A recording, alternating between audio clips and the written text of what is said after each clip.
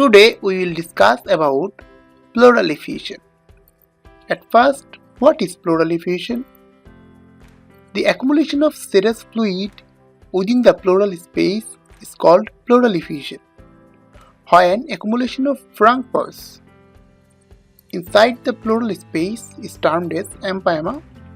Accumulation of blood inside the pleural space is termed as haemothorax, and in accumulation of chyle inside the pleural space is termed as chylothorax.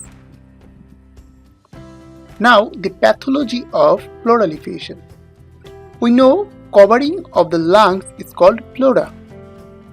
Pleura has two layers, parietal pleura and another one is visceral pleura. Fluid accumulates in between parietal pleura and visceral pleura.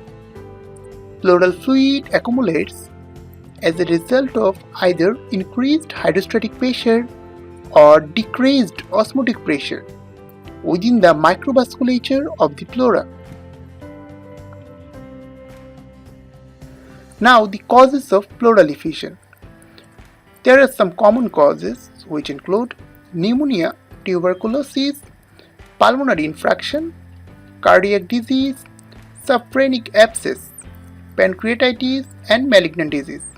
And uncommon causes: nephrotic syndrome, liver failure, systemic lupus erythematosus, acute rheumatic fever and MAC syndrome.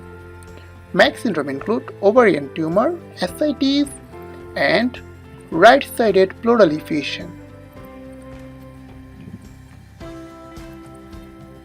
Now the clinical features of pleural effusion: breathlessness, chest pain, signs of pleurisy, and on auscultation pleural rub may be present. Now what is pleural rub? Pleural rub is a frictional sound which is produced during inspiration or respiration. Now the investigation done in pleural effusion. Chest X-ray. Obliteration of the costophrenic angle, curved shadow and homogeneous opacity at the lung base. Around 200 ml of fluid is required to detect on chest X-ray posterior view. This is a chest X-ray. We show that obliteration of the costophrenic angle and curved shadow and homogeneous opacity just below the lung base. Ultrasonogram more accurately detect pleural fluid aspiration and biopsy.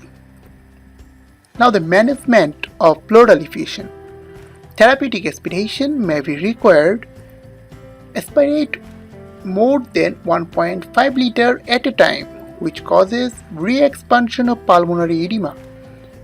So not aspirate more than 1.5 liter.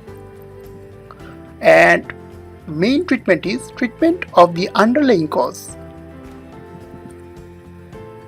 Now it's a Leitz criteria which is very important. Pleural fluid is an exudate if one or more of the following criteria are met.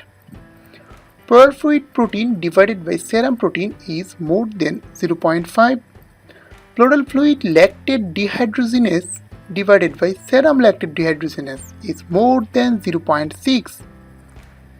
Pleural fluid LDH is more than 2/3 of the upper limit of laboratory normal value of serum LDH.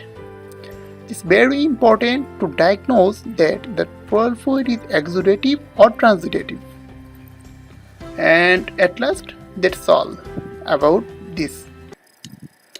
If you like this video, please thumbs up the video and subscribe this channel.